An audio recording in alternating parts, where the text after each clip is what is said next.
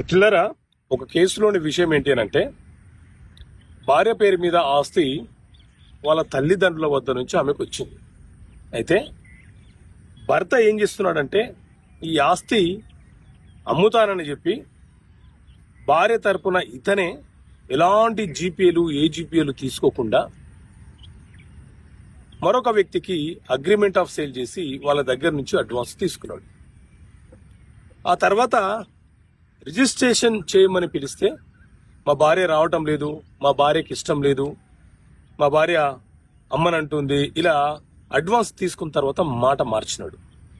So మిత్రులారా, సాధారణంగా మన దేశంలో రిజిస్ట్రేషన్ యాక్ట్ అనే చట్టం ఉంది.